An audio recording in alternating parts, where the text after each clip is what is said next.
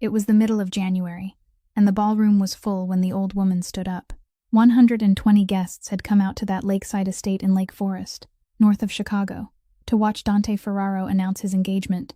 Men who ran ports and construction unions, lawyers, politicians, the kind of people who don't get invited anywhere twice. At 37, Ferraro was the kind of man who could make a room go quiet just by walking into it. Beside him stood his bride-to-be, 31, beautiful, wealthy, smiling for the cameras, and at the head table sat his mother, Rosalind, 71 years old, a woman who some mornings couldn't remember what year it was. Everybody in that room had been told to keep an eye on her that night. Nobody thought to look at the young woman carrying the tray. She was 27, a maid, in a uniform that wasn't hers, and she'd spent 7 months in that house learning that the safest thing a person could be was invisible. So when Ferraro raised his glass, she kept her eyes down, and she kept moving. Then his mother pushed back her chair. She stepped away from the head table. She walked past the senators, past the lawyers, past her own son, and she stopped in the middle of that ballroom, in front of the girl with the tray, and she started to cry. "I want her," Rosalind said, loud enough for every single guest to hear it. "I want her as my daughter-in-law." The tray hit the floor. 120 people turned at once. The bride's smile cracked straight down the middle. And Dante Ferraro, a man who had never once been caught off guard in his life, stood up on that stage and didn't say a word, because he was staring at his mother's hands, gripping the sleeve of a maid's uniform like it was the only real thing left in the room, and because somewhere behind his ribs, something had just gone very cold. His mother forgot names. She forgot faces.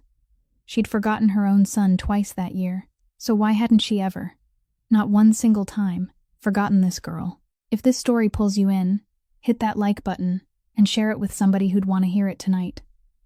Subscribe so you don't miss what happens next. It really does help us keep these stories coming. Now let's go back 7 months, to the night a woman with nothing walked through those gates for the very first time.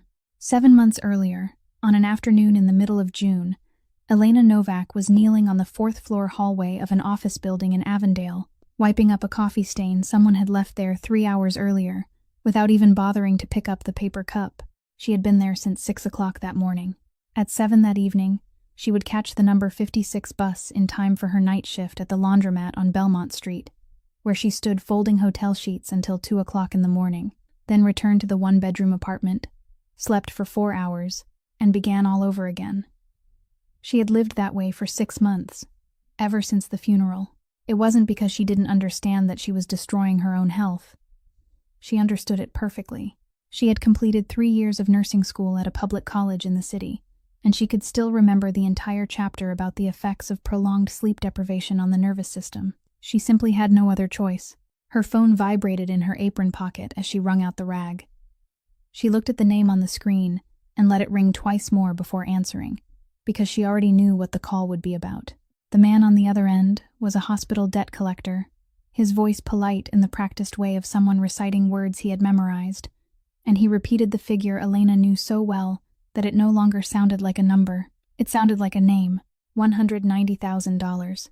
She asked the same question she had asked 4 times in 4 months, whether there was any financial assistance program she hadn't applied for, and he gave her the same answer he had given 4 times, that those programs were for patients, and she wasn't the patient. She was the co-signer. That was where everything always stopped. 4 years earlier, when her mother was first admitted to the hospital, and someone slid the papers across the admissions counter, Elena was 23 years old, and wearing her nursing student coat, and no one explained that the signature on the second line wasn't a mere administrative formality. It was a personal promise that if the patient couldn't pay, she would. She signed because her mother was gasping for breath on a gurney about 10 feet away, and they told her that if she didn't sign, the admission process would be delayed. A year later, when the disease progressed to the point that she couldn't stay in school and care for her mother at the same time, she guaranteed her mother's placement in a memory care facility on the west side of the city, and she signed again. Then she withdrew from the spring semester of her 3rd year, telling herself she would return after 1 year. She never did. Early onset Alzheimer's didn't give anyone a year. It took everything one piece at a time, in an order no one could predict. And the cruelest part wasn't the nights when her mother called her by the name of an old classmate who had died long ago. The cruelest part was the afternoons when her mother was still completely lucid and knew she was slowly losing herself, when she held her daughter's hand and apologized for becoming a burden. Elena had learned to tell her there was no burden at all, and she had said it so many times that she no longer knew which of them she was trying to comfort. The call ended with a promise that they would contact her again the following week. Elena slipped the phone back into her pocket, finished wiping up the coffee stain, then sat down on the emergency stairwell and opened the envelope she had tucked into her backpack that morning and deliberately avoided opening. Inside was the fall tuition notice from the community college where Tomas was in his second year. Her younger brother was 19 and studying engineering, and for the past 6 months, he had quietly taken on extra shifts at an auto parts store without telling her. Elena had discovered it only when she saw his uniform hanging over a chair to dry. She had stood frozen for a long while, not because she was angry, but because she understood that if things continued this way, he would drop out by the following spring, and then he would work 3 jobs at once, just as their father had done years ago, and the circle would close exactly as it had for the generation before them. She folded the notice, put it back into her backpack, and at that exact moment, her phone vibrated a second time. This time it was the staffing agency where she had submitted an application in April and nearly forgotten about. The woman on the other end spoke plainly and without preamble. A family in Lake Forest needed a resident caregiver for an elderly woman with dementia, along with some household duties. The position required living on the property 6 days a week, with a private room provided. Elena asked about the salary, and the woman named a figure that made her ask to hear it again. It was roughly 4 times the total income Elena currently earned from both of her jobs combined. She remained silent long enough for the woman to add that there were certain conditions. The applicant would have to sign a confidentiality agreement. She couldn't tell anyone where she worked. She couldn't bring friends or relatives to the house. And there was one final condition that the agent read in the same even voice, as though it were the most ordinary thing in the world. The applicant wasn't permitted to ask any questions about the family's business dealings. Elena asked why. The woman on the other end was silent for exactly 2 seconds, then said that if Elena needed to ask that question, perhaps the position wasn't right for her. Elena looked down at her hands, at the fingers cracked from cleaning chemicals, then thought of the figure 190,000, and then of the auto parts store uniform hanging over the chair. She said she would take the job. 2 days later, in a small office in the Loop, she signed 4 documents she had only enough time to skim, and one that she read carefully, the one stating that any breach of confidentiality would result in immediate termination. She signed on the final line beside the name Novak, and no one in that room appeared to know what that name meant. The staffing agency's car dropped her off outside the gate at 9 o'clock on Monday morning, and the first thing Elena noticed was that the gate didn't open automatically. There were 2 men inside the guard booth. One stepped out and asked for her name, while the other remained where he was, never taking his eyes off the canvas bag she was carrying. The first man spoke into his radio, read her name to someone on the other end, waited for confirmation, and only then pressed the button. The gate slowly slid aside. Elena walked in along the gravel drive, and on the way she counted 3 cars parked along the edge of the lot. All 3 were dark-colored, and none of them had license plates. She didn't stop to look. Years of working in other people's homes had taught her that the most dangerous thing in an unfamiliar house wasn't what you saw, but letting people see that you were looking. The woman who met her at the side entrance was about 58 years old, with her hair gathered into a neat bun and a clipboard in her hands. She introduced herself as Margaret Hale, the family's housekeeper, and she didn't offer to shake hands. She merely looked Elena over from head to toe once, then said she would read the rules one time and expected never to have to repeat them. Elena set her bag at her feet and said she was listening. First, whenever there were guests in the house, members of the staff weren't permitted to initiate conversation with them. No greetings, no pleasantries, no answering questions of any kind except to give directions to the restroom. If a guest spoke to her, she was to lower her head and keep walking. Second, the entire east wing of the house, including the study and the 2 adjoining rooms, was off limits. She wasn't to clean there, bring food there, or knock on any of the doors. If the owner needed anything from that part of the house, he would come out and get it himself. Third, and Margaret paused here, lowering the clipboard so she could look directly into Elena's face. Personal phones weren't allowed on the 2nd floor. They weren't to be kept in a pocket or set to silent. They were to be left behind.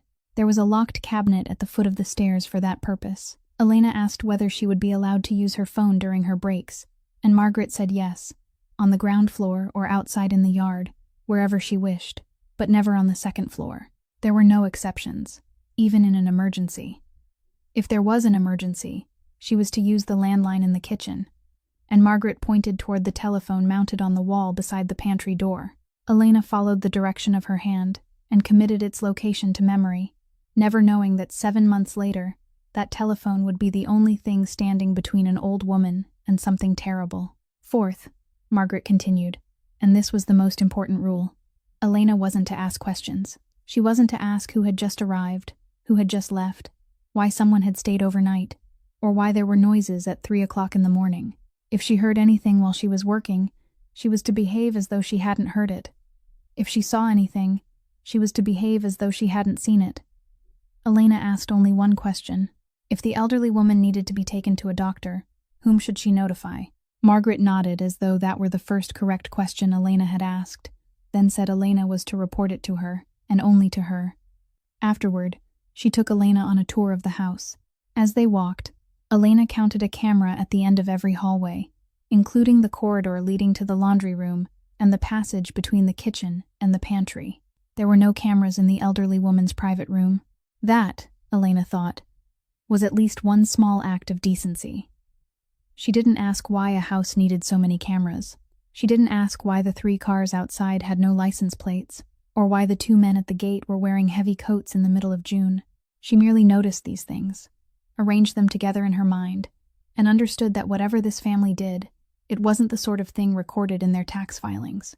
Then she thought of the figure 190,000, and she kept walking behind Margaret. They were passing through the main hallway, just as a man emerged from the east wing. Margaret stopped immediately and stepped back half a pace, and Elena followed her example without having to be told. The man was about 37 years old. He was holding a phone but wasn't speaking into it, and he stopped when he saw a stranger in the house. Margaret said this was the new caregiver. He didn't ask Elena's name. He looked at her for exactly 3 seconds, and in those 3 seconds, Elena had the unmistakable feeling that she had been read from beginning to end like a page on a desk. Then he turned away and continued toward the stairs without saying a word, nodding, or offering a greeting. Margaret waited until the sound of his footsteps had completely faded before continuing in the same even voice, saying that he was Mr. Ferraro and that Elena would rarely need to speak to him. That afternoon, as Elena carried her bag upstairs to her room in the servants' quarters, she encountered a younger man at the foot of the stairs, about 29 years old, who appeared to be waiting for someone. He saw her struggling with the bag and the door, stepped forward to hold the door open for her, then told her there was freshly brewed coffee in the kitchen all day. No one charged for it, and if she ever lost her way, she could ask him. His name was Nico. It was the first kind thing anyone had said to Elena since she walked through that gate.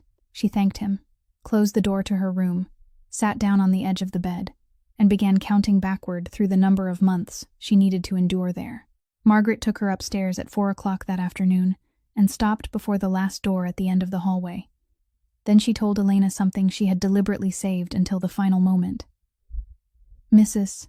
Ferraro had dismissed 4 caregivers in the past 10 months, and the one who had lasted the longest had stayed 13 days. Elena asked why they had been dismissed. Margaret said she didn't know, because Mrs. Ferraro never gave a reason. She simply looked at a person for a moment, told them to leave, and never changed her mind.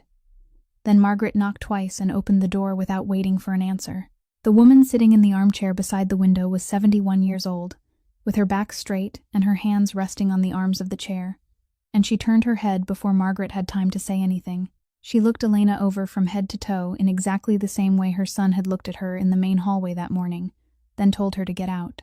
Margaret began explaining that Elena was the new caregiver and that she had qualifications, but Mrs. Ferraro cut her off, saying she hadn't asked what qualifications the girl had. She had told her to get out. Margaret turned toward Elena with the expression of someone who had already witnessed this scene 4 times. Elena didn't move. She didn't smile, soften her voice, or step closer. She simply stood in the doorway and said that yes, she would leave, but she would sit in the hallway, and if Mrs. Ferraro needed anything, she could call for her. Then she did leave.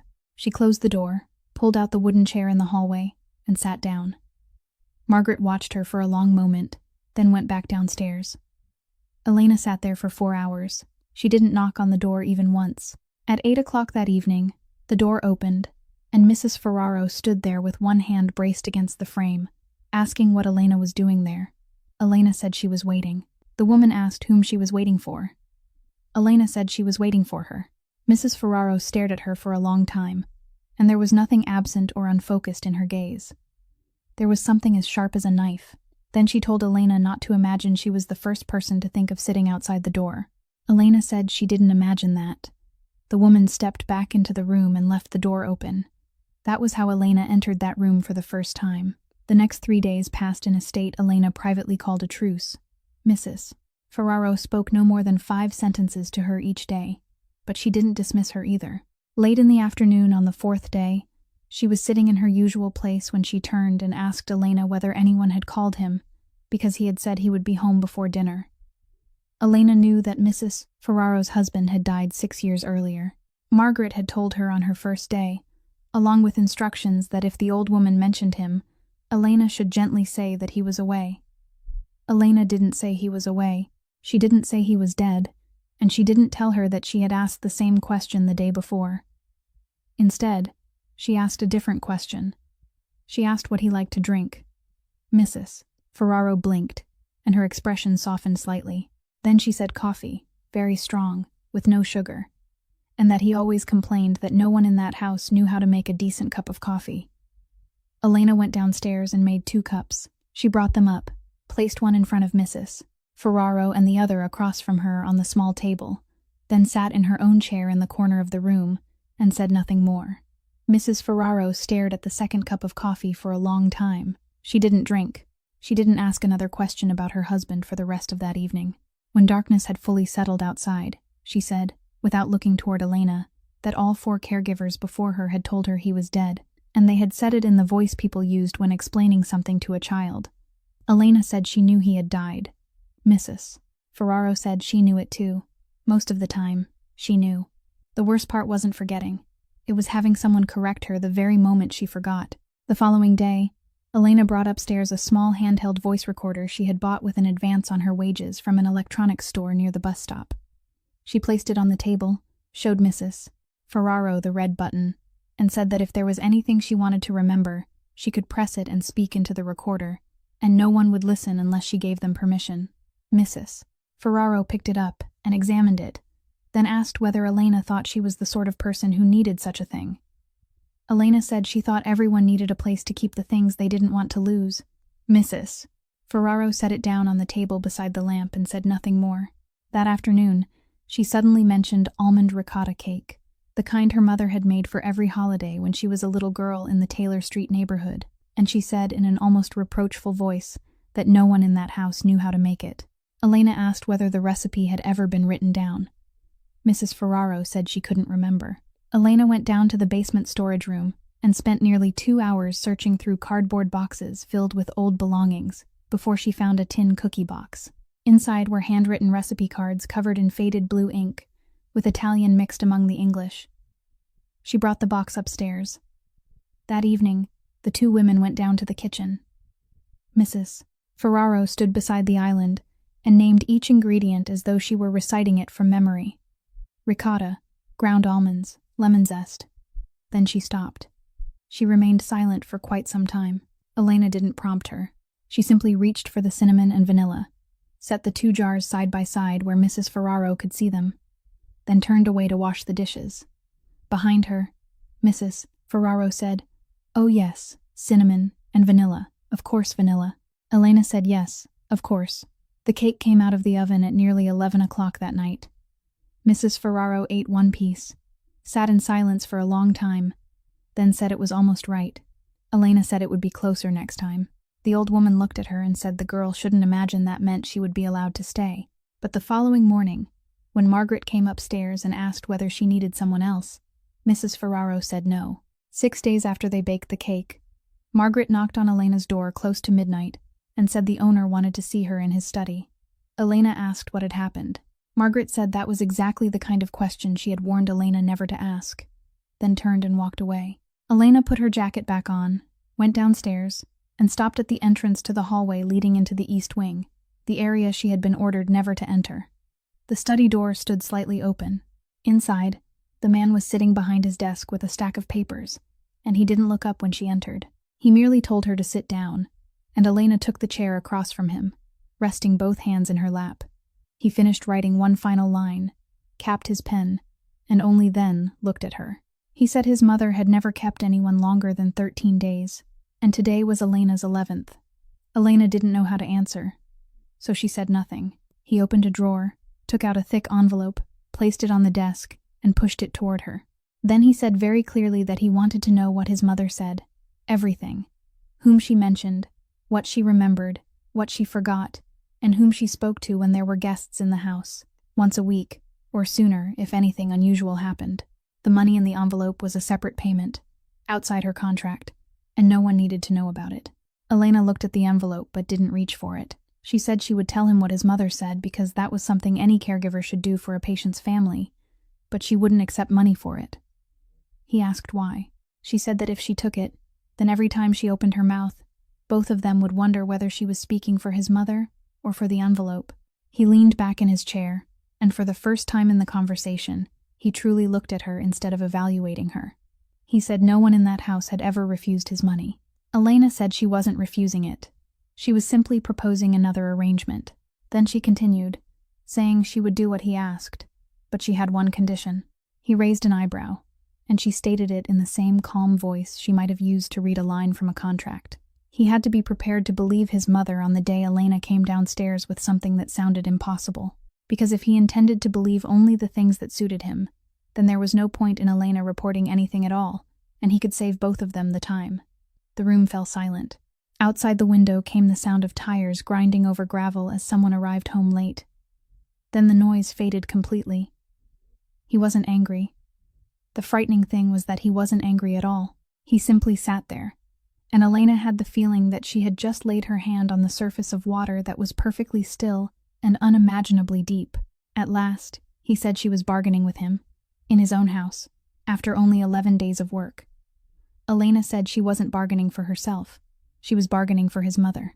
Then she added, her voice still no louder than before, that she owed $190,000. She was sleeping in a room that didn't belong to her, and he could throw her out the next morning.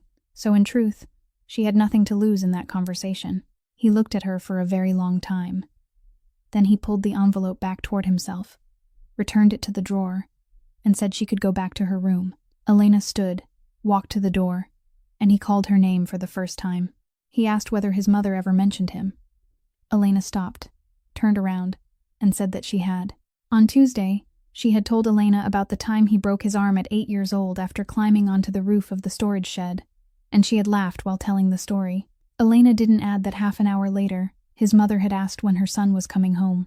He gave one barely perceptible nod, then lowered his eyes to the stack of papers. When the door closed behind her, Dante Ferraro remained motionless in that room for a long while, thinking about an autumn night 3 years earlier. When the telephone rang at 2 o'clock in the morning, and a state trooper on the other end asked whether he was a relative of an elderly woman named Rosalind Ferraro. They had found her walking barefoot along the shoulder of Interstate 94, 11 miles from home, with no wallet and no identification, wearing only a thin robe.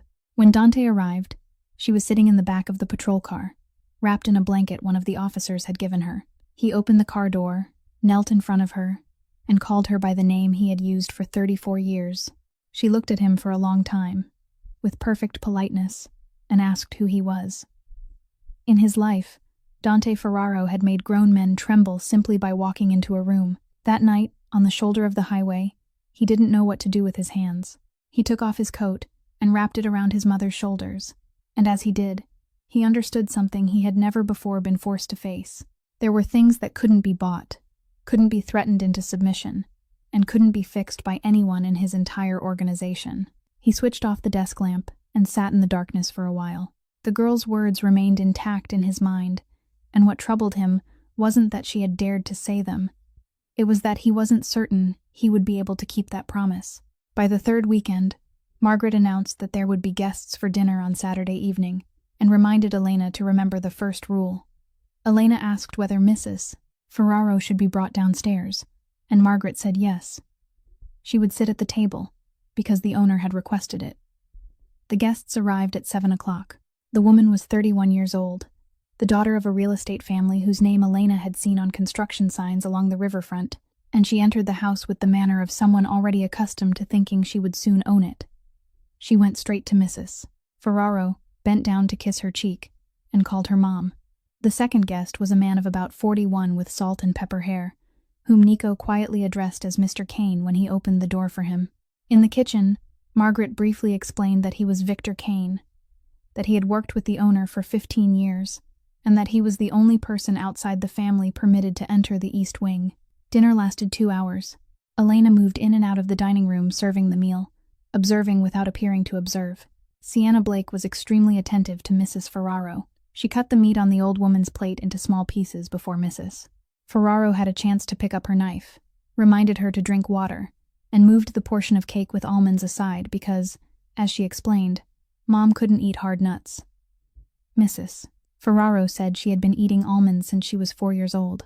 Sienna smiled and said she knew. But things were different now, Mom. And she spoke in such a gentle voice that no one at the table seemed to find anything wrong with it. Then she turned toward Dante and began talking about the wedding, about how September by the lake would be beautiful, but October would offer better light for photographs, and about approximately how many guests her family would invite. Dante listened and nodded from time to time, making no specific promises. Victor Kane barely spoke at all. He asked Mrs. Ferraro one question about the old Taylor Street neighborhood, then sat listening to her talk for 10 minutes without interrupting once, and when she repeated something she had already told him, he nodded as though he were hearing it for the first time. Elena thought it was the kindest behavior she had witnessed at that table.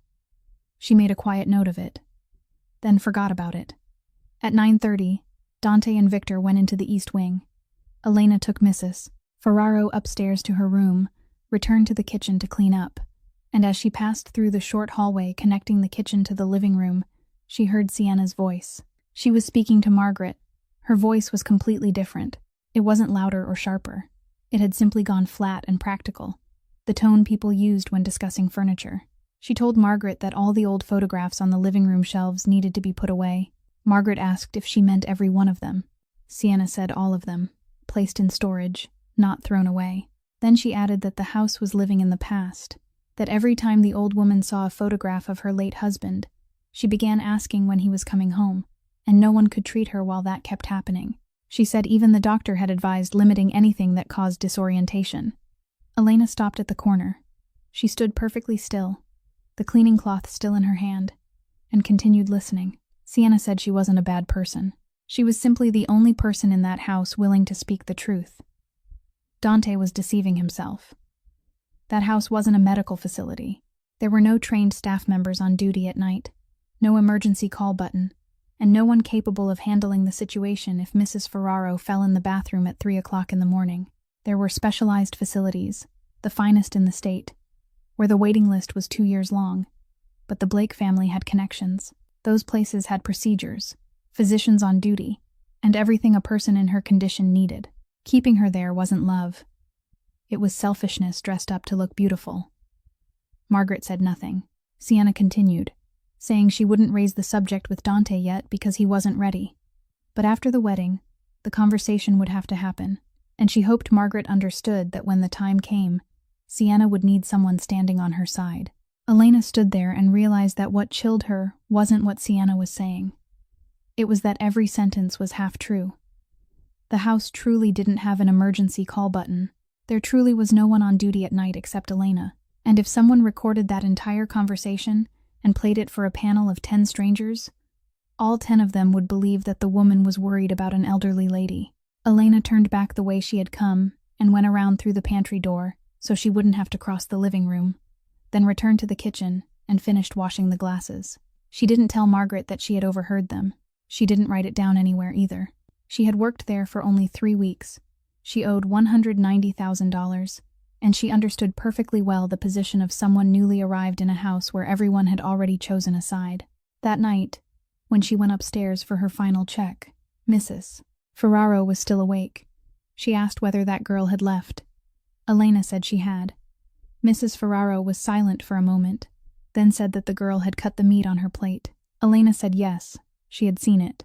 The old woman said she was 71 years old and had managed her own life for 71 years, and the worst part wasn't being treated like a child. It was that everyone at the table had watched her dignity being stripped away, and no one had said a word. Elena pulled the blanket up around her and said that tomorrow she would cut her own meat. Mrs. Ferraro closed her eyes and said this girl was smarter than the 4 who came before her. 4 months passed in a rhythm Elena gradually learned by heart, and by the middle of October, Mrs. Ferraro had allowed her to call her Rosalind. The air was dry that afternoon. The gardener was trimming the row of roses along the southern walkway, and Rosalind wanted to go outside. Elena took her downstairs, settled her on the stone bench facing the greenhouse, covered her with a light blanket, then returned to the kitchen because Margaret had called for her. She was gone for about 20 minutes. When she came back out, Rosalind was still sitting exactly where Elena had left her, but her hands were gripping the edge of the blanket, and she didn't turn when Elena called her name. Elena asked if she was cold. Rosalind said no. Then she said nothing more for the entire walk back into the house. And that was unusual, because she was a woman who always talked. At 7 o'clock that evening, when Dante came home, Rosalind was sitting in the living room, and she stood the moment she heard the door. She told her son to sit down. Margaret was setting down the tea tray. Elena was standing in the corner waiting to take Rosalind upstairs, and both women remained where they were because Rosalind hadn't asked them to leave. Rosalind said she had seen Sienna in the greenhouse that afternoon, and the other man had been there too, Dante's friend, Mr. Kane. Dante asked what they had been doing. She said they had only been standing there talking, nothing more, and she couldn't hear anything because the glass was thick. But then she continued, her voice slowing, and said the girl had a strand of hair fall across her face, and he had raised his hand and tucked it behind her ear. Rosalind said she had seen it clearly. Dante didn't answer at once. He took out his phone, opened his calendar, scrolled down, then looked up and said Victor hadn't been there that day. He had been in Milwaukee since morning, with one meeting at 10 o'clock and another at 2, and he had sent a message 40 minutes earlier saying he was on his way home. Rosalind said she knew what she had seen. Dante's voice remained gentle, without the slightest trace of impatience, and it was that very gentleness that made the moment ache. He said, "Mom, maybe you're remembering last week. Victor was here that day. You've only confused the date." Rosalind was silent for several seconds. Then she said with perfect clarity that she might forget what day of the week it was. She might forget whether she had eaten breakfast, and she might forget the name of the girl standing in the corner even though she was fond of her. But she had lived with a man for nearly 40 years, and she couldn't forget the way a man touched a woman who didn't belong to him. Those were 2 different things, and her son ought to know the difference. Dante placed his phone on the table. For one moment, Elena saw him hesitate, truly hesitate, and she thought he was about to ask another question. But then he stood, walked over, kissed his mother on the forehead, and said he would ask Victor. He promised. Then he told Margaret to take her upstairs to rest, because she had spent too long outside that day. Margaret stepped forward to take Rosalind's arm. Rosalind pulled it away and rose without assistance. She climbed the stairs alone with her back straight, while Margaret followed half a step behind her. Elena remained in the corner. She had been in that house for 4 months. She had signed a piece of paper saying she wouldn't ask questions and wouldn't speak, and she understood perfectly well that if she opened her mouth at that moment, someone else would be standing in her place within 24 hours. She said nothing. Dante crossed into the east wing and closed the door behind him. Later, when everything was over, Elena would still remember exactly how she had felt in that moment. It wasn't anger. It was a very old kind of weariness. The feeling of someone who had once stood in a clinic and listened to a doctor speak to her mother in the voice reserved for children, and who had learned that there were truths that lost their value the instant they were spoken by the wrong person. At 11 o'clock that night, Elena went upstairs for her final check. Rosalind was still sitting upright in bed, the bedside lamp glowing, her hands resting on the blanket. Elena asked if she needed any water. Rosalind didn't answer the question. She reached out and took hold of Elena's wrist, gripping it tightly, then asked if Elena believed her. Elena stood there.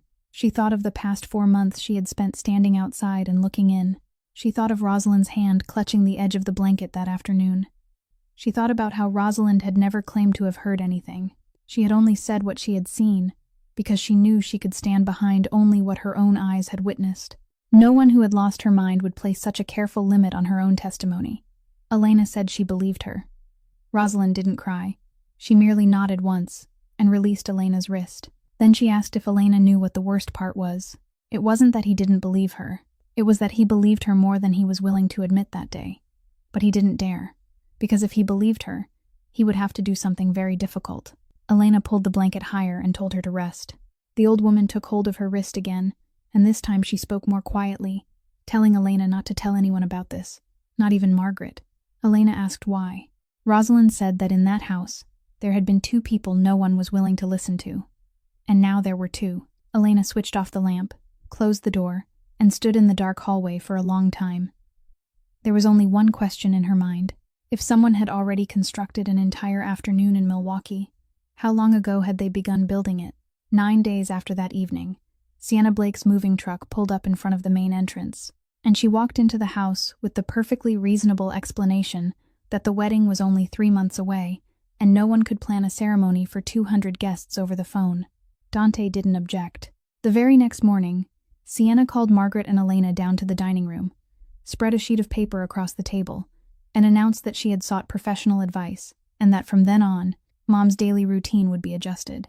Breakfast would be moved back by 1 hour. Dinner would be served 1 hour earlier. Bedtime would be fixed at 9 o'clock. And afternoon naps would be eliminated entirely because, she said, sleeping during the day disrupted the body's nighttime rhythm.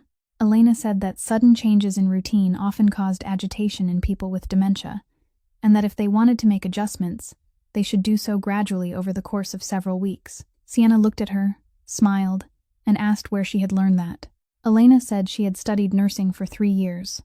Sienna said 3 years, which meant she hadn't finished, and she said it without the slightest edge in her voice, almost as though she sympathized. Then she folded the paper and told Margaret to put the new schedule into effect the following day. The next week, the night nurse who had worked there for nearly 2 years was informed that her contract was being terminated because of staff reductions, and her replacement was a woman recommended by the Blake family. She worked the night shift, spoke very little, never ate with the household staff, and kept her own key to the medicine cabinet. Elena was reassigned downstairs to the kitchen and laundry room on a fixed schedule. And Sienna explained in front of everyone that this was fairer to all of them, because no one should be expected to perform both jobs. She added that Miss Novak could still go upstairs to visit Mom whenever she had time. Elena understood exactly what that meant. There were 22 steps between the second floor and the kitchen, and over the next 3 weeks, she climbed them 3 times a day during her breaks, never staying longer than 15 minutes at a time, just long enough to see Rosalind beginning to nod off in the afternoons and waking at hours when she shouldn't have been awake. On the 23rd night, at around 3 o'clock in the morning, a disturbance woke the entire floor. Elena sprang out of bed in her room in the servants' quarters and ran upstairs. By the time she arrived, Rosalind's bedroom door was already open. The old woman stood in the middle of the room, barefoot, one hand gripping the back of a chair, calling her husband's name loudly, over and over.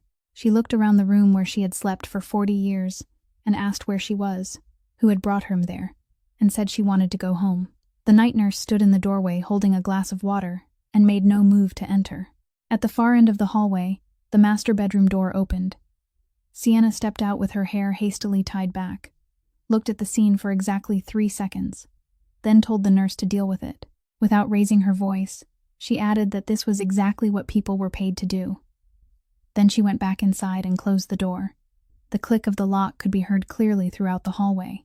The nurse set the glass of water on the table outside the door and said she would prepare something to calm Rosalind down. Elena stepped past her, entered the room, and told her to leave it alone. She didn't turn on the light.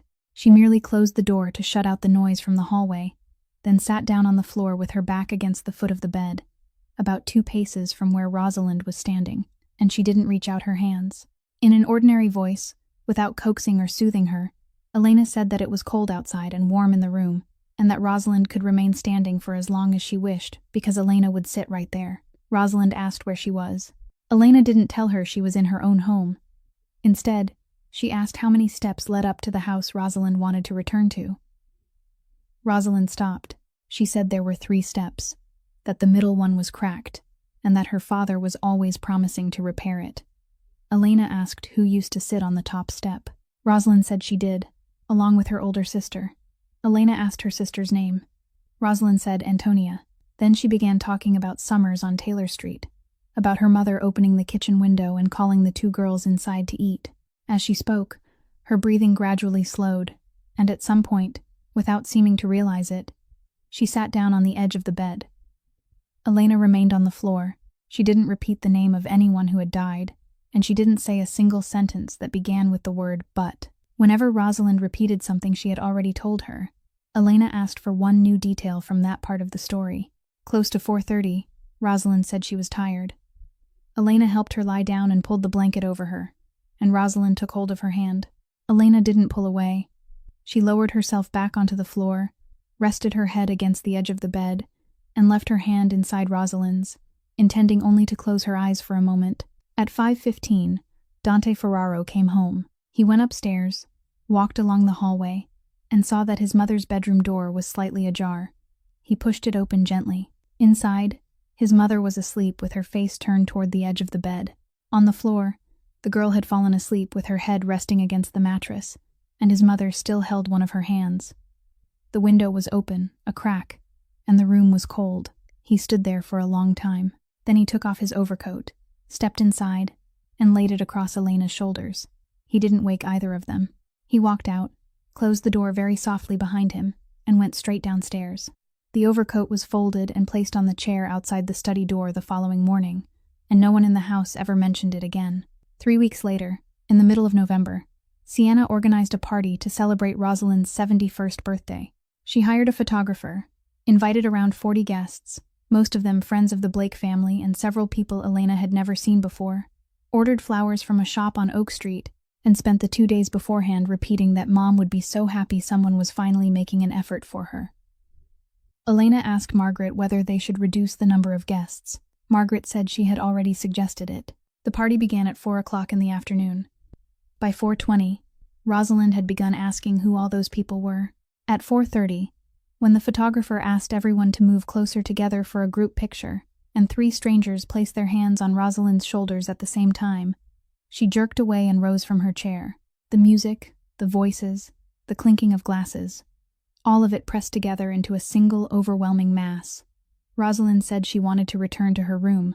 Sienna took hold of her elbow and said, "Mom, just one more picture."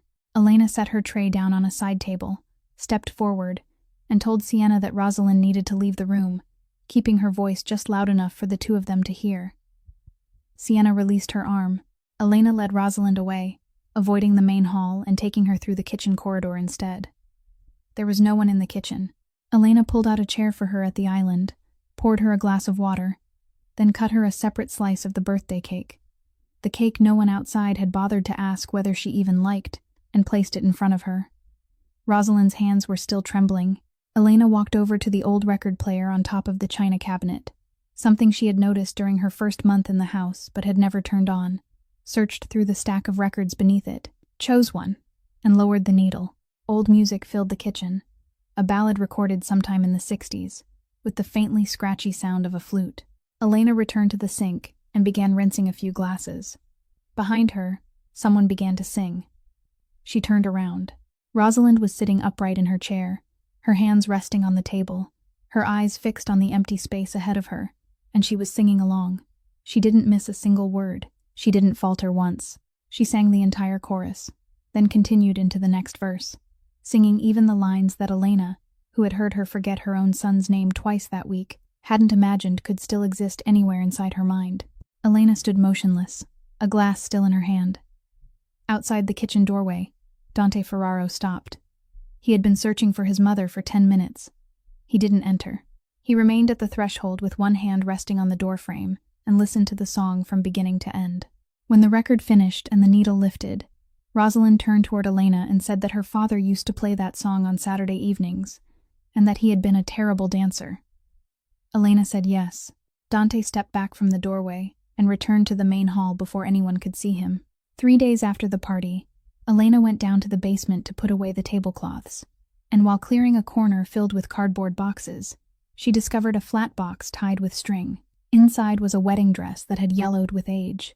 The fabric had grown stiff, and the bodice was beyond saving. But the lace on both sleeves remained intact. She asked Margaret whether anyone still had any use for the dress, and Margaret said it had been down there since before she began working in the house. Elena borrowed a needle and thread and spent 3 evenings removing the lace and sewing it into a shoulder shawl, light enough for a 71-year-old woman to wear all day without feeling its weight, and long enough to fall past her elbows. On Saturday morning, Elena carried it upstairs and placed it in Rosalind's hands without explaining what it was. Rosalind lifted it, brought it close to her eyes, and remained silent for a very long time. At that moment, Sienna passed the doorway. She stopped, looked at the lace, and asked where it had come from. Elena said she had taken it from the dress in storage. Sienna entered the room and said that the dress belonged to the family, that it might have been placed in a glass frame or preserved for future generations, and that a hired employee taking it upon herself to cut it into pieces was an act of destruction. She said she would have to report it to Dante. Elena said yes. Sienna asked whether she had any idea how much that dress was worth. Elena said she didn't. Footsteps sounded in the hallway. Dante had been standing there for some time. He entered the room, looked at Sienna, then turned toward his mother. Rosalind took no part in the argument. She was sitting in her chair with the lace spread across both knees, slowly tracing its edge with one finger, following one curve and then another. Then, without looking at anyone, she said she remembered how the church had smelled that day, the scent of candles and damp wood, because the rain had just ended. She said she had waited at the entrance longer than expected, because the truck carrying the flowers had arrived late. She continued, saying she had been 19 years old, and so frightened that she couldn't even remember which foot she had stepped forward with first. The room fell silent. Sienna opened her mouth to continue. Dante raised one hand a few inches without turning toward her, and she stopped. He watched his mother stroke the lace for another moment. Then he said the matter of the dress was closed, and he walked out. He said nothing else to Elena and didn't look in her direction. But that evening, when Elena carried the tray upstairs, she saw that the lace shawl had been carefully folded and placed at the head of Rosalind's bed, instead of being put away in the closet. In early December, Rosalind's supplemental prescription was sent by Dr. Kessler to the pharmacy in Highwood, and Margaret told Elena to pick it up before 5 o'clock, because the following day was Sunday and the pharmacy would be closed. At 3:45, Elena went downstairs and asked the driver. Nico said the car had been gone since noon because Sienna needed to shop in the Michigan Avenue district, and no one knew what time she would return. He said he could drive Elena, but he had to remain on duty at the gate until 6 o'clock. Elena looked at the clock, said it was all right, and walked to the bus stop nearly a mile from the main gate. Snow was falling heavily, the kind Chicagoans called wet snow, and by the time she reached the halfway point, both her feet were soaked through. She had covered about 2/3 of the distance when headlights shone behind her. The car slowed, then stopped beside her. The window lowered. Dante Ferraro looked out and didn't ask what she was doing. He simply told her to get in. Elena said she was soaking wet. He said that wasn't what he had asked. She opened the rear door, and he told her to sit up front. The car was warm. He didn't turn on any music. He drove onto the main road and asked where she was going. She said the pharmacy in Highwood. He nodded and turned in that direction. A few minutes later, he asked her a question she hadn't expected. He asked why she had taken this job. Elena said it was because of the pay. He said he knew about the money. The broker had told him about the debt. He said he wanted to know why she had chosen this particular job, caring for someone like his mother, when she could work the same number of hours doing almost anything else without having to spend the night in a stranger's house. Elena was silent for a moment while the windshield wipers moved back and forth in a steady rhythm. Then she said she had already done this work for 4 years without being paid. Without turning to look at him, she continued, saying that people often thought the most terrible thing was being forgotten. She said that wasn't the most terrible thing. She told him about an afternoon at the clinic, when her mother had been sitting right there, fully alert, with her hands resting in her lap, and the doctor had turned to Elena and begun speaking about her mother in the third person. Was she still able to eat? Did she wander often? She would need supervision. Elena said it had been she this and she that for 15 minutes, in a room with 3 people, and not once had he spoken to her mother. Elena said her mother had heard every word. On the way home, she had taken Elena's hand and asked if she had become a subject now. Elena told Dante that was the day she applied to put her studies on hold. It wasn't because her mother's illness had grown worse. It was because Elena had realized that if she wasn't present in those rooms, there would be no one left to call her mother by her name. Dante said nothing for a long stretch of road. On both sides of them stood rows of bare trees, with snow clinging to their branches in uneven patches. Then he said that 3 years earlier, he had sat in a room just like that one. Elena didn't ask anything more. When they reached the pharmacy, she went inside, collected the medicine, signed for it, and came back out to find the car still parked where he had left it, the engine running. On the way home, he asked her another question. He asked if she was afraid of him. Elena thought of the 2 men at the gate, the cars without license plates, the East Wing, and the way Margaret stepped back half a pace whenever he passed. She said yes. She told him she was afraid of him. Then she added that she was more afraid of the debt. She didn't say it to please him, but because it was the truth. He could dismiss her at any moment, and she would lose a job. But that number would follow her for the rest of her life, and it didn't care how she felt. He kept his eyes on the road and said that most people who were afraid of him lied about it. Elena said she had no reason to lie. He had known that number before she had.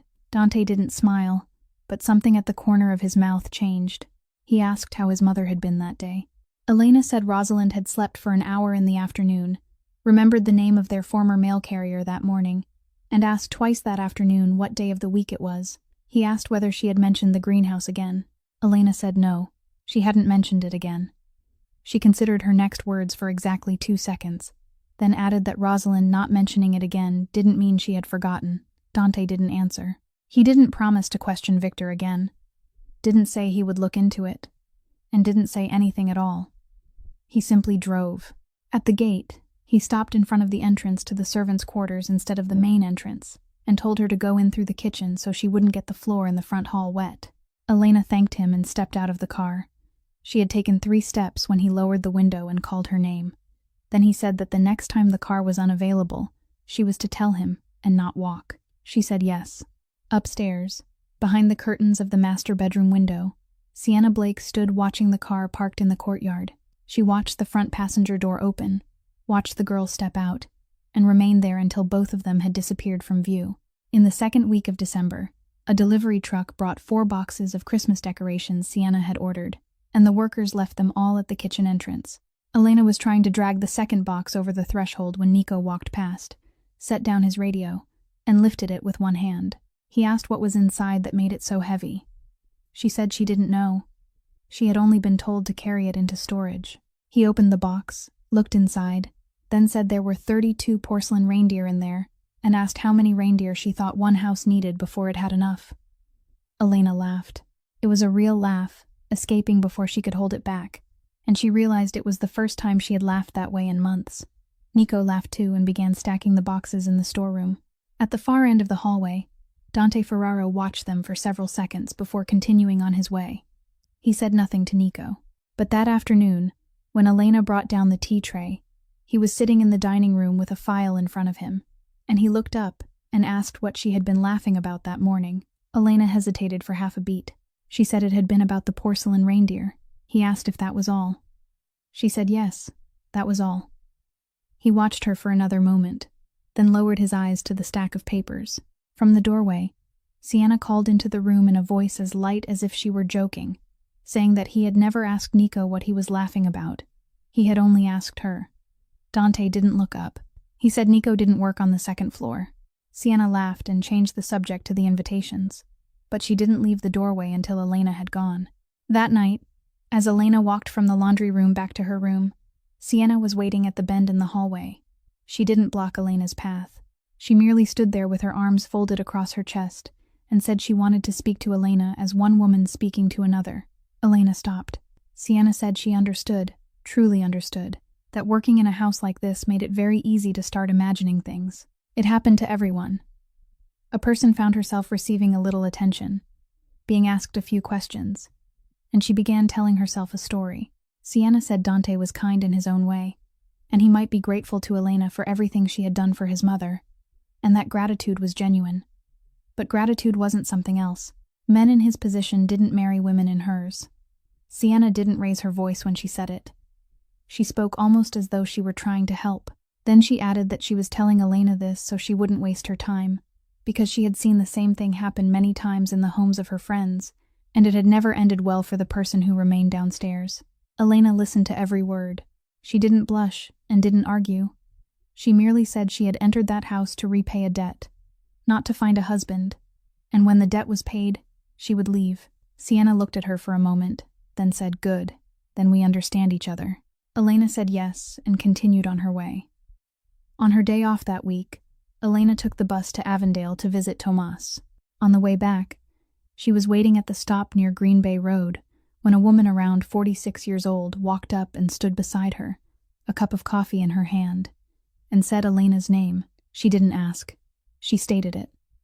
Elena turned toward her. The woman held out an identification card with a photograph, let Elena look at it long enough, then put it away and said her name was Claire Whitmore. She said she hadn't come to frighten Elena, and that Elena could walk away at any time. The bus wouldn't arrive for another 6 minutes. Then she said she knew Elena owed $190,000 because she had co-signed twice. You knew her 19-year-old brother was in his second year of college and worked part-time at the auto parts store on Kedzie Avenue, and knew Elena was sleeping on the 3rd floor of a house in Lake Forest. Elena asked what she wanted. Whitmore said she didn't need Elena to do anything at the moment. She only needed someone inside that house to know that a certain telephone number existed. She said the people who worked in houses like that were often the last to know what was happening, and the first to suffer the consequences when everything collapsed. She said there were programs available for people who cooperated, and that debt wasn't impossible to resolve if the right people were sitting at the table. Elena asked if she was trying to threaten her. Whitmore said no. She was merely describing the situation. Elena said she cleaned floors, did laundry, and cared for a 71-year-old woman. She wasn't allowed into the East Wing, wasn't permitted to answer telephones on the 2nd floor, and didn't know anything worth Whitmore's time. Whitmore said she knew. Then she added that this was precisely why she was standing there instead of someone else. The bus arrived. Whitmore held out a business card. Elena said she wouldn't take it. Whitmore didn't withdraw her hand. She simply kept it there and said Elena could take it and throw it away if she wished, but she shouldn't make Whitmore come back there again merely to give it to her. Elena took the card. She boarded the bus, sat down, and as it pulled away, she slipped the business card into the small inner compartment of her wallet, beside her library card and an old photograph. Almost without thinking, the way a person put away a piece of paper without yet knowing what it might be used for. Then, she looked out the window and thought about how she needed to check the medicine box again that evening, because Rosalind's confusion had been severe throughout the previous afternoon, and Elena didn't understand why. Elena began keeping a record, not because she suspected anything in particular, but because that was what she had been taught in her 2nd year, that when a symptom fluctuated, the first thing to do was write down the date and time, not guess at the cause. She used the back pages of the grocery notebook kept in the kitchen drawer, 1 line for each day, and she continued for 3 weeks.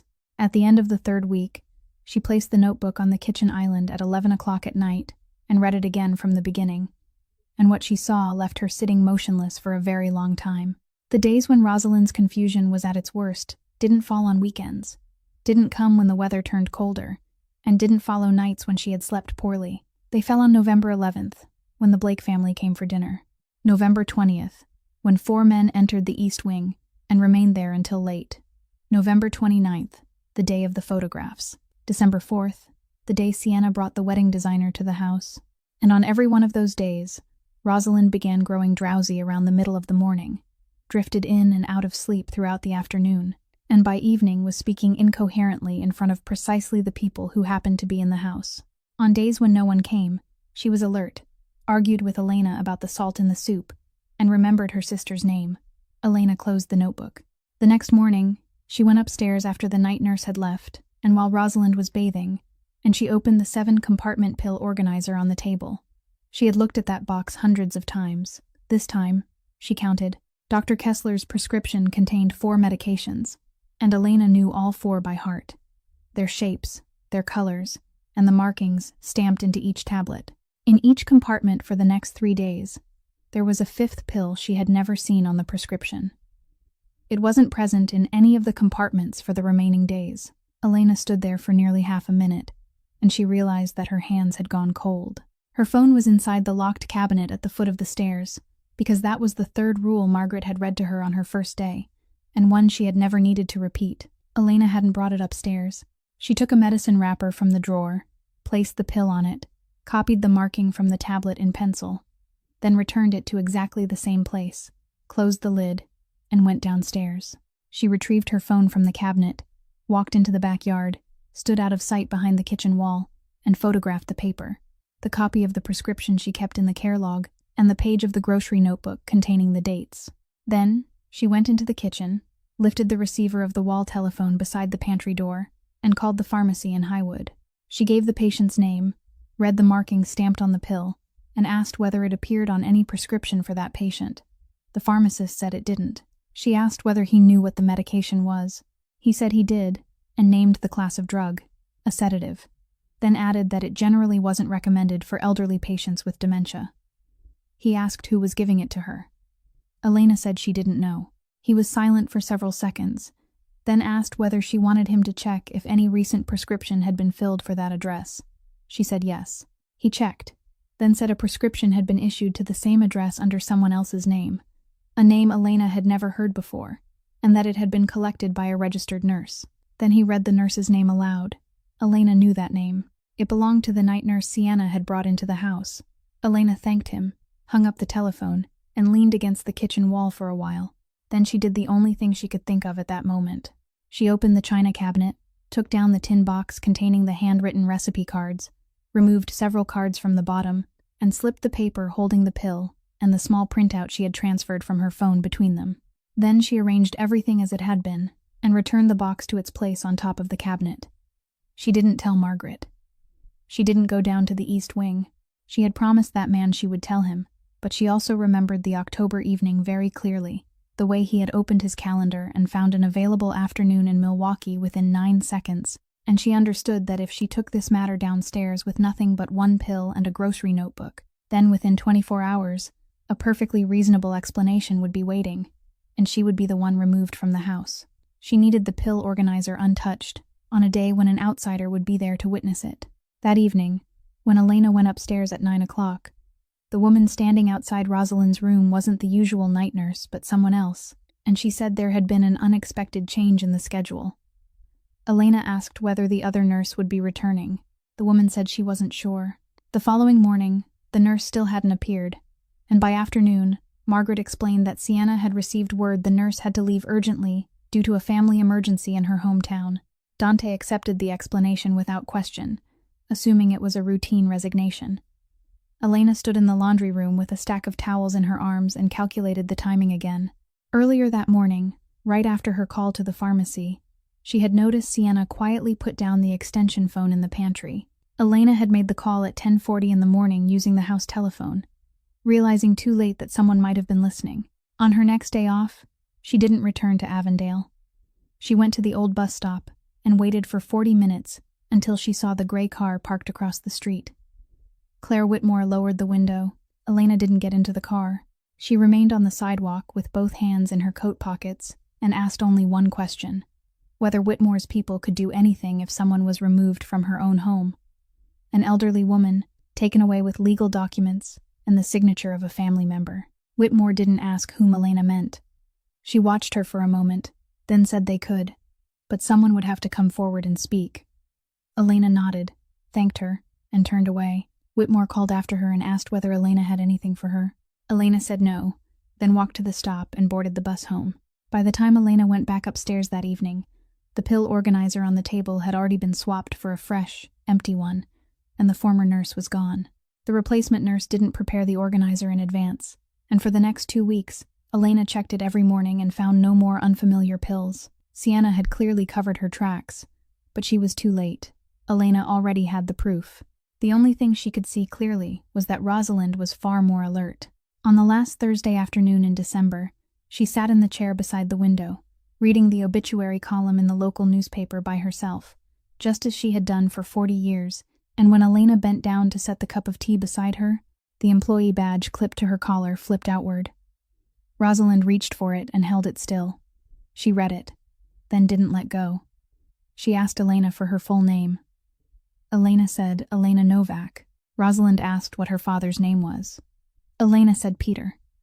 Rosalind lowered the newspaper into her lap.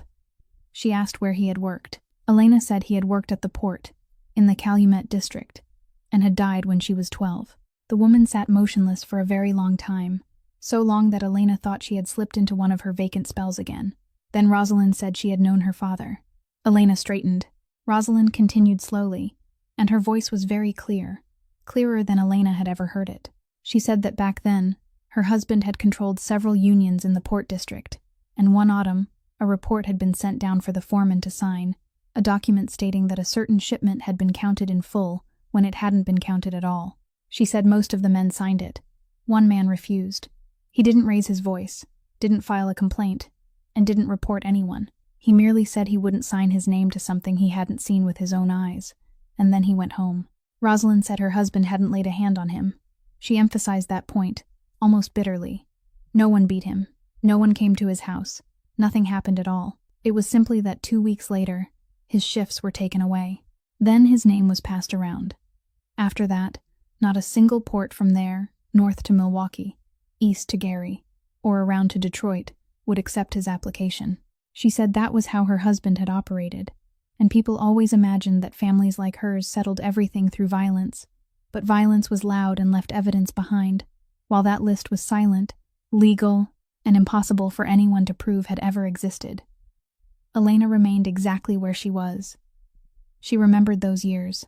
She remembered her father working the morning shift at a warehouse, driving deliveries in the afternoon, and working nights at a gas station on Kedzie Avenue, 3 jobs for 4 years straight. She remembered him coming home near dawn and sitting on the front steps for a long time as he removed his shoes because his feet were swollen. She remembered her mother telling the neighbors that their family was going through a difficult time. She remembered the April evening when she was 12, when someone knocked on the door and told them he had collapsed in the gas station parking lot. He was 49. His heart had given out. Tomas had been 4 then, and he didn't remember their father's face. For 15 years, the entire family had believed he died because he worked himself to exhaustion, and that was true. It simply wasn't the whole truth. Rosalind said she had known about it from the beginning. She said she had confronted her husband, and she had done it more than once.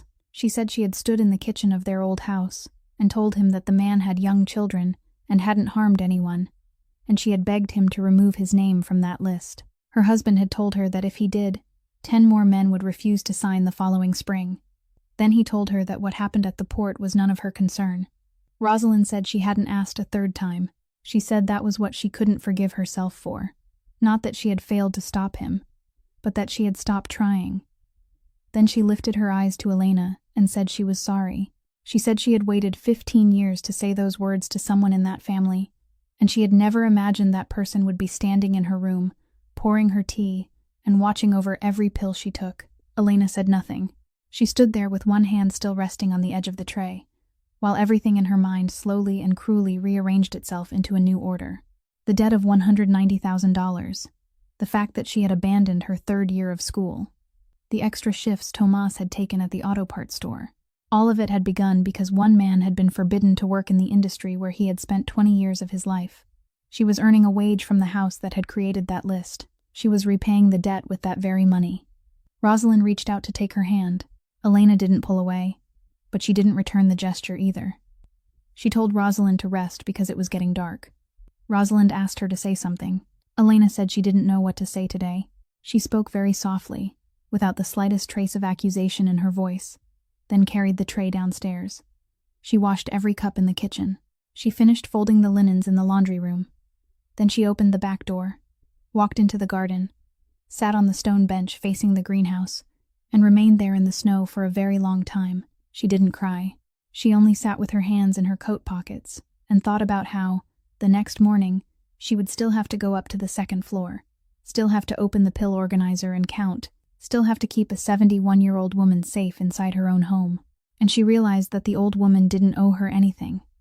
The man who owed her had died 6 years earlier, and no one could ever repay that debt now. By the time Margaret came outside to call her in, a thin layer of snow had settled across her shoulders.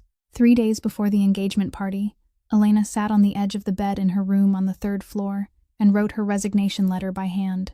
It was exactly 4 lines long, with no explanation beyond the statement that her presence was creating tension within the family, and that she wished to end her contract after the party was over. She signed her name, folded the letter, went downstairs, walked along the hallway to the east wing, and slipped it beneath the door of the study. Then she went into the kitchen, because she knew she wouldn't be able to sleep. Near midnight, the kitchen door opened. Dante Ferraro stood there with the letter in his hand. He didn't ask why. He placed it on the kitchen island, pulled out a chair, sat across from her, and asked whether she had ever considered that her leaving might hurt someone too. Elena said she had thought a great deal about his mother. He said he wasn't talking about his mother. The kitchen remained silent for a long time. Elena looked at the letter on the counter and said that in 3 days he would stand before 120 people and announce that he was going to marry another woman. She said she had no intention of standing inside his uncertainty and waiting to see what he decided, because only one person would pay the price for that uncertainty, and that person wasn't him. Dante said he hadn't decided anything yet. Elena said yes, that was precisely the problem.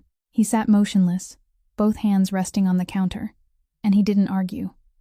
At last, he asked whether she would stay until the party was over. She said she would, because Rosalind would have to sit at the table of honor for 4 hours among people she didn't recognize, and Elena wouldn't leave her there alone. He nodded, picked up the letter, and before walking out, he said he hadn't signed it. The following afternoon, as Elena carried clean towels up to the 2nd floor, she found Rosalind's door tightly closed. Sienna's voice came from inside. It wasn't loud or harsh, only a steady stream of sound whose individual words couldn't be made out through the wooden door. Elena stood in the hallway with the stack of towels in her arms. The door opened after about 2 minutes. Sienna stepped out, saw her, and smiled as she said Rosalind was tired and shouldn't be disturbed. Then she went downstairs. Elena entered the room.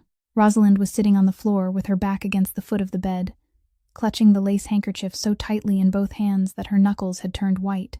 Elena sat down beside her and asked nothing. After a while, Rosalind spoke on her own. She said that girl had told her that if she said one more word to her son, she would wake up somewhere in Wisconsin the following week, and the young woman who cared for her would be nowhere she could ever find again. She repeated the threat a second time, almost word for word, then said she had asked that girl whether she knew whom she was speaking to. Elena asked how Sienna had answered. Rosalind said she had replied that she was speaking to someone who wouldn't remember the conversation by the next morning. Then Rosalind turned toward Elena and said that today she remembered everything. She remembered every word. Elena helped her back into bed, and Rosalind kept the lace handkerchief in her lap throughout the evening. At around 10 o'clock, after Rosalind had fallen asleep, Elena straightened the bedside table that had been knocked out of place, while the older woman was sitting on the floor. The handheld recorder lay beneath the table with its back cover open, its light extinguished because the battery had died. Elena picked it up. The house didn't have that type of battery, so she had to go down to the kitchen and search through the drawers, and it was nearly 11 before she managed to replace it. There were 47 recordings on the device. Most were brief fragments, people's names, appointment dates, one recording of Rosalind reciting a cake recipe, and another of her simply singing. Elena listened quickly to each one to see whether anything needed to be copied into the care log. Recording number 29 was 41 seconds long. Wind could be heard in the background, along with the distant sound of pruning shears. Elena listened to the entire recording once, turned it off, sat motionless, then listened to it a second time. Afterward, she removed the earphones, placed the recorder on the table, and remained in the darkness for a very long time. At 7 o'clock the following morning, she used the telephone in the kitchen to call Dr. Adrian Kessler's clinic and asked to speak with him directly, without going through his assistant. She read him the markings stamped on the pill, read the dates from the notebook, and told him the name under which the other prescription had been issued. He was silent for a moment, then asked whether she still had any of the pills. She said she did. He told her that Rosalind absolutely mustn't stop taking them abruptly, because for an elderly patient, suddenly discontinuing that medication could be more dangerous than continuing it. He said he would personally rewrite the treatment plan and gradually reduce the dosage under his supervision. Then he asked whether anyone else in the house knew about this. Elena said no. He asked when he might be able to come without attracting attention. Elena said there was a party at the house on Saturday night, and that he was already on the guest list. Kessler said he would arrive an hour early and examine Rosalind before the house became crowded. That afternoon, Elena asked Margaret for 2 hours away from the house to buy sewing thread. She walked to the bus stop, and the gray car was already parked across the street, as though it had always been there. Claire Whitmore opened the door. This time, Elena got in. She didn't speak in circles. She placed the recorder on the dashboard, gave Whitmore the number of the recording, told her the date it had been made, and explained that Rosalind hadn't even realized she had pressed the button. Whitmore picked it up and listened. And throughout those 41 seconds, her expression didn't change at all. When the recording ended, she asked Elena what she wanted. Elena named exactly one thing. Whitmore asked whether she was certain, whether that truly was all she wanted. Elena said yes. Whitmore took out a form, wrote it down, handed it to Elena to read, and Elena signed it. Then she stepped out of the car and walked back to the house. Elena held her tightly, bent down to her ear, and said, "Let's go upstairs. I'll take you." Rosalind didn't move. She released Elena's sleeve, turned away from her, and faced the entire room. In a strong, steady voice, she said that she wanted to say 3 things, and she asked everyone to listen until she had finished, because she might not be able to say them again tomorrow. No one tried to stop her. The first thing, she said, was that she had seen that girl and Mr. Kane standing together in the greenhouse. She couldn't hear what they were saying. She had only seen him brush the girl's hair behind her ear. Rosalind said she couldn't remember the date. She remembered only that the gardener had been pruning the southern rose hedge that day. From the edge of the ballroom, Margaret Hale stepped half a pace forward and said, loudly enough for everyone nearby to hear, that the groundskeeping log showed the southern rose hedge had been pruned on October 14th. She added that she was the person who approved that log every month. At the far end of the room, Victor Kane's expression didn't change. The second thing, Rosalind said, was that 3 days earlier, that girl had entered her bedroom, closed the door, and told her that if she said another word to her son, she would wake up in Wisconsin the following week. A murmur swept through the room, then died away. Sienna stepped forward, placed a hand on Rosalind's back, and said, "Mother, you're tired." Then she turned to the people nearest her and said, with a voice both sorrowful and patient, that everyone knew about her mother's condition, and that she was deeply sorry this had happened tonight, of all nights. Rosalind stepped out from beneath her hand. She said there was a third thing, and she spoke more slowly than she had before. She said that someone had been adding medication to her pill organizer. She said she didn't know what it was, and didn't know who had done it. But she knew there were days when her mind was clear and days when it wasn't, and the days when she wasn't lucid always happened to be the days when guests were in the house. Sienna gave a soft laugh and said that this was precisely what the doctor had warned them about. That at this stage, patients often became convinced that someone was trying to harm them. Then she turned to Dante and said, "Please, let's take Mother upstairs." Dante didn't move. The entire room was watching him. He didn't look at Sienna, didn't look at Victor, and didn't look at the guests. He walked 3 steps toward his mother and asked her a single question. "Are you certain?" Then he stood there. He said nothing else. He defended no one and turned to explain nothing to anyone. He simply waited for her answer. And in all 37 years of his life, he had never waited so long for anyone's answer. Rosalind looked directly into her son's eyes and said, "I'm certain." Elena stepped forward. She took the telephone from her apron pocket, opened the photographs, and handed it to him. In a calm, ordinary voice, she said very briefly, "This is the pill organizer photographed on the morning of December 20th. This is Dr. Kessler's prescription containing 4 medications, and this 5th pill isn't among them." Then she swiped to the final photograph and said that the medication had been dispensed to the address of this house under someone else's name, and that the person who signed for it was the night nurse brought in during November. Sienna said she didn't know where Miss Novak had obtained any of that, and that a servant had no right to take photographs inside the house. From the left side of the room, a man of about 55 separated himself from the guests and came forward. Dr. Adrian Kessler took the telephone, held it close to his eyes, examined all 3 photographs, then said that he had been Mrs. Ferraro's physician for the past 3 years and had never prescribed that medication for her. He had also never authorized anyone to add anything to her pill organizer. He added that he had examined her at 5 o'clock that afternoon, before the guests arrived, and that it had been the clearest and most lucid examination she had undergone in 6 months. The room grew so quiet that the air conditioning could be heard. Inside Elena's apron pocket, the small recorder remained exactly where it was. Those 41 seconds would put an end to every argument within a minute. But there were 2 state senators in that room, attorneys representing 3 families, and people for whom hearing the right name was enough to ensure that someone would pay the price the following day. Elena's fingers touched the fabric of her pocket and paused there. Then she lowered her hand and left it resting at her side. Sienna turned to Dante and said that he couldn't allow something like this to ruin tonight, that her parents were standing right there, and that members of the press were waiting outside the gates. Dante looked at her. He said that someone had been telling him the truth for 7 months, and he had been the only person in that house who refused to listen. Then he said there would be no engagement announcement that night. He stepped onto the platform, took the microphone, and addressed the room in exactly 3 sentences. The evening ended there. He thanked everyone for coming. Their cars would be brought around within 10 minutes. No one applauded. Sienna stood in the middle of the ballroom and called after him, her voice still controlled, saying that he was humiliating her in front of all those people because of a senile old woman and a maid. Dante didn't turn around. Elena said nothing. She bent down, picked the tray up from the floor, placed it on the nearest side table, then took Rosalind gently by the elbow and led her out of the ballroom through the side corridor, where no one was standing to watch them. The last car passed through the gates at 11:20. The hired catering staff were stacking chairs, and Elena had just taken Rosalind upstairs, helped her change, and placed the lace handkerchief beside her bed when Margaret called her downstairs. The master of the house wanted to see her in the study.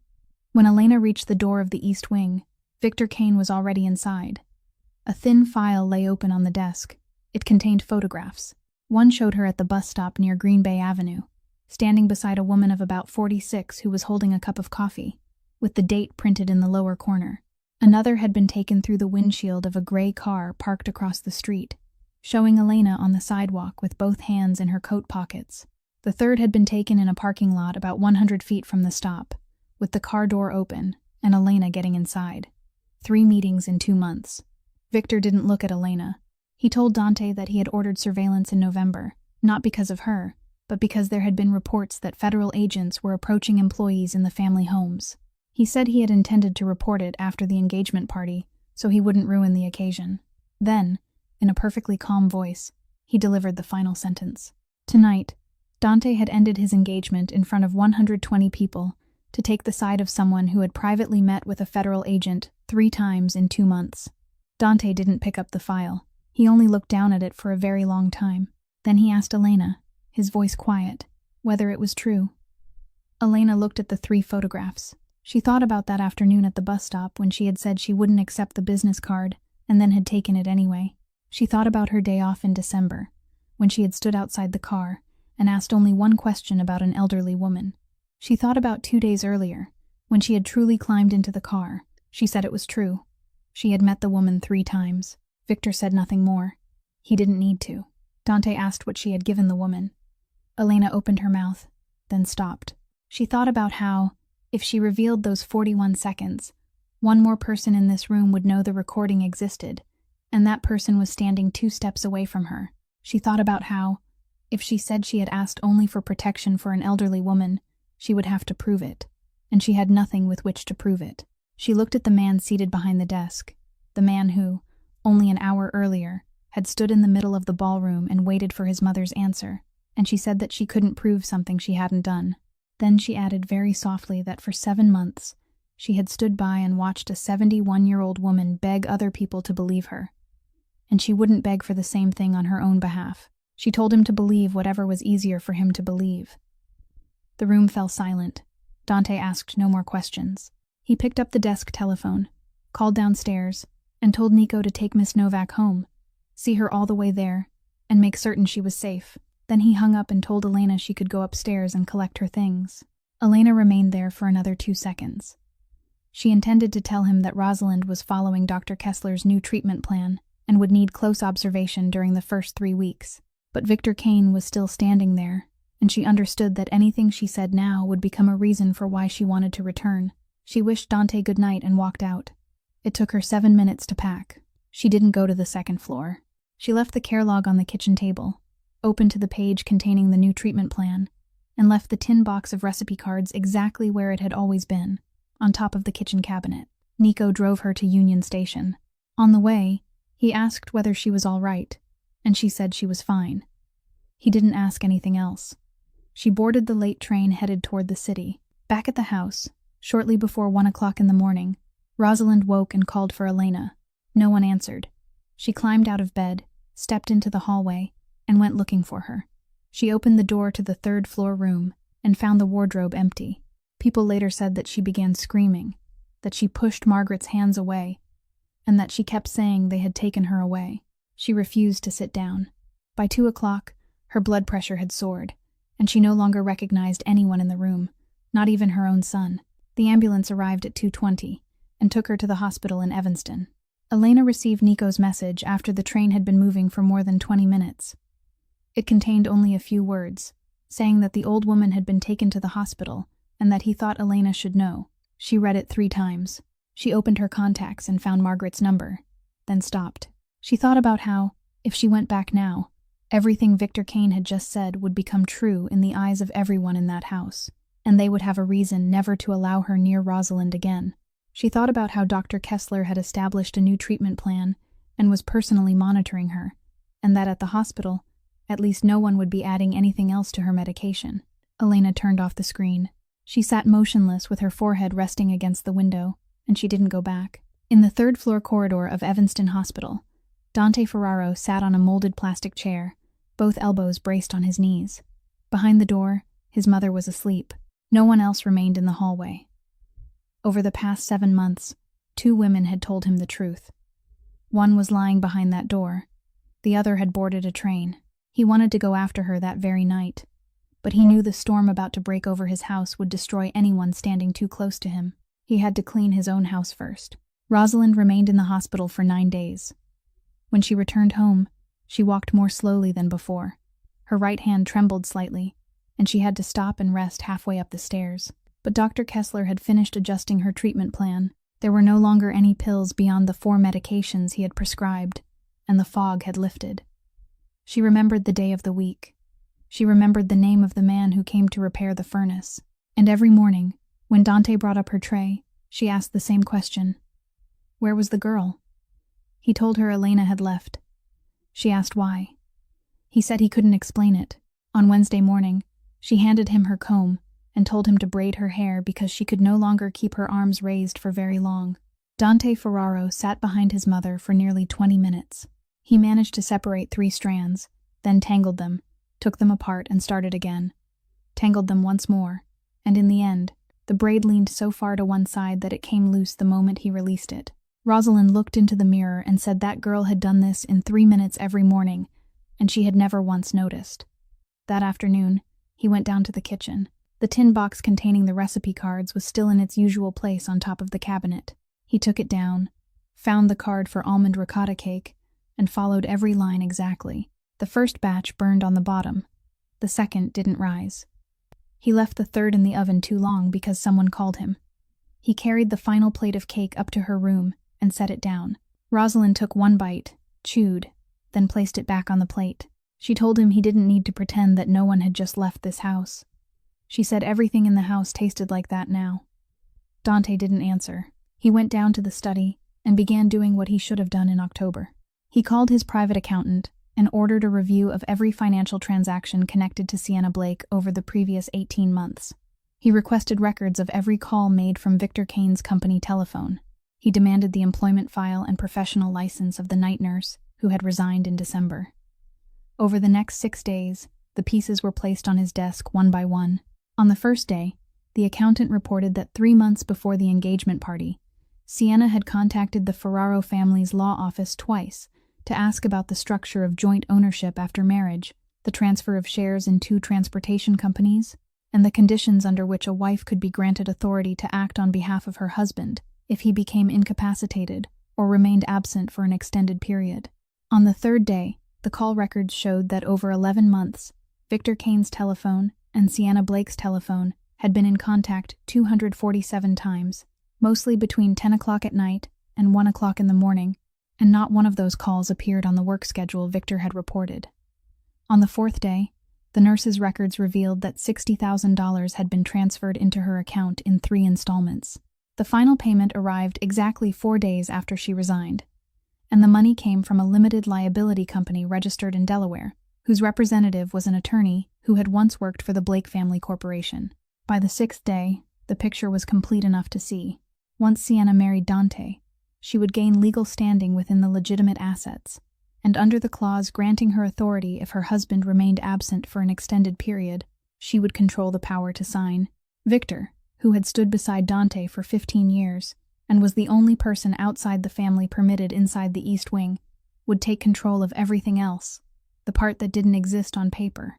Dante sat there for a very long time with the final truth, the one that took him longest to accept. The extra medication hadn't been added to his mother's pill organizer because they hated her. She was the only person in that house who spent all day beside a window looking out at the garden. She was the only person whose presence in a room went unnoticed. She was a witness, and the cheapest way to silence a witness wasn't to harm her. It was to make certain that no one believed her anymore. They had done it before his eyes for 7 months, and he had helped them every time he opened his calendar and told his mother she had remembered the wrong day. On the 9th day, the family's private attorney brought him another file. He said he had used his connections to obtain a copy of the unsealed portion of the source file from an active federal investigation. He placed it on the desk and told Dante that he should read it himself. Under the list of evidence provided by the source, there was only one entry, one audio file, 41 seconds long, recorded outdoors on October 14th. There was nothing else. No photographs, no documents, no names, no organizational charts, nothing about the harbor, the Union, or the East Wing. Beneath it was a note from the agent in charge, written in dry administrative language, stating that because the recording had been made in the state of Illinois, where the law required the consent of every party, the file couldn't be admitted as evidence in court, and had been used only as a basis for seeking authorization to conduct lawful surveillance of the two named subjects. Then, on the final page, there was a record of the agreement with the source. The section listing the source's requests contained 3 blank lines, intended for money, immunity from prosecution, and entry into a relocation program. All 3 had been crossed out. Beneath them, written by hand, was a single sentence, and beside it was the signature Dante had seen 4 days earlier at the bottom of a resignation letter. The source requested only one thing: if Rosalind Ferraro was removed from her home in any manner whatsoever, federal authorities were required to intervene and protect her. There were no other requests. Dante read that line 3 times. Then he placed the file on the desk, leaned back in his chair, and sat motionless in that room until morning. The following morning, Dante Ferraro called his attorney and asked him to arrange a meeting with Special Agent Claire Whitmore, and he went there, carrying everything he had reviewed over the previous 9 days, along with the things that he alone possessed. 6 weeks later, Victor Kane was arrested at a warehouse in Calumet Harbor at 6 o'clock in the morning. There was no struggle. No one was injured. Only 14 federal officers and a warrant. That same day, the Internal Revenue Service and financial investigators searched 4 offices belonging to the Blake Real Estate Corporation, and by the end of the week, the family's name appeared on the front pages of both major Chicago newspapers, beside the words "money laundering investigation." Sienna Blake walked out of her father's office building through a line of cameras without saying a word. Within 3 months, she was formally indicted as an accessory to fraud and elder endangerment, losing her seat on the board, her assets, and every friend who had sat at the head table that night. As for Dante, he signed a cooperation agreement that ran 41 pages. He testified, surrendered every asset derived from illegal activity, dissolved every underground operation his father had left behind, and retained the legitimate businesses under the supervision of a court-appointed monitor. His final sentence was electronically monitored home confinement, reduced under the substantial assistance provision. He wore the device around his ankle throughout that time, and every morning, he braided his mother's hair himself. By the 4th month, the braid finally came out straight. One afternoon in March, he had his attorney take a check to Avondale. Elena invited the man inside, read the amount, then pushed it back across the table. She said her father had worked 3 jobs at once for 4 years and died at the age of 49, and no check could buy back those 15 years. She added that she didn't want to repay her mother's debt with money from the people who had created it. The attorney took the check back with him. 2 weeks later, Margaret Hale came to the door and didn't ask to be invited inside. She said she had worked in that house for 22 years and had seen many things, and she had chosen to call Elena a servant so that she wouldn't have to trouble herself with who Elena truly was. She said she was sorry for standing in that dark hallway that night in October and failing to speak. Elena invited her inside for tea. 14 months passed. Elena returned to school, completed her final year through evening classes, passed her licensing examination, and accepted a position at a memory care center in Evanston, where she supervised the morning shift for 11 residents. She applied to the hospital's financial assistance office, provided proof of her income, and after 4 months of negotiations, Most of the debt was forgiven under its policy for low-income patients. She arranged to pay the remainder in monthly installments from her own salary. Tomas transferred to the state university and no longer had to work night shifts. One Thursday afternoon, Dante Ferraro came to the center without flowers, without a ring box, and without anyone accompanying him. He waited in the hallway until her shift ended. He said he had noticed the uniform too soon and the person wearing it too late. He said his mother had chosen Elena back in October, but he had come there that day because he had made his own choice. Elena listened to everything he had to say. Then she stated her conditions one by one, her voice as calm as if she were reading from a care plan. She wouldn't return to work in that house. She wouldn't move in simply because his mother missed her. She earned her own money and would continue to do so. And Rosalind mustn't be made the messenger between two adults anymore, because she had already carried enough burdens that other people should have spoken about for themselves. He asked what he was allowed to ask for that day. She said one meal, and he wasn't to bring any expectations she hadn't invited. He said he would let the food speak for him. The following Sunday afternoon, they sat on the porch of the house in Lake Forest. The old record player had been brought out from the kitchen, and that song from 1960 played again, its flute still sounding as scratchy as before. Rosalind sat in a wicker chair with the lace shawl draped around her shoulders, and on the table was a plate of almond ricotta cake that, this time, hadn't burned. She took Elena's hand, slipped the wedding ring she had worn for nearly 40 years from her own finger, and placed it in Elena's palm. Elena said she couldn't accept it because it belonged to Rosalind. Rosalind said it belonged to the one who stayed true when everyone else walked away, and that Elena had stayed by her side in all the ways that truly mattered. Then she spoke Elena's full name without getting a single word wrong. This story leaves us with a few very simple truths. An elderly person who loses their memory doesn't lose their dignity. And when we stop listening to someone simply because they often forget, we aren't protecting them, we're abandoning them. A person's worth has never rested in the uniform they wear, and the kindest person in a house is often the one who is seen the least. True power isn't the ability to force others into silence. It is the ability to make them brave enough to tell us the truth. And genuine love is always what remains on the days when no one is standing there to watch. If today's story touched you, please subscribe to our channel, leave a like, and share this video so we can continue listening to more compelling stories together every day. How did this story make you feel? And have you ever met someone who was looked down upon because of the work they did, or had an elderly person in your family whose words were no longer taken seriously? Please leave a comment below. We truly hope to hear the feelings that come from deep within your hearts. We wish everyone watching this video lasting health and a life filled with happiness and peace each day. Goodbye for now, and we'll see you again in the next video.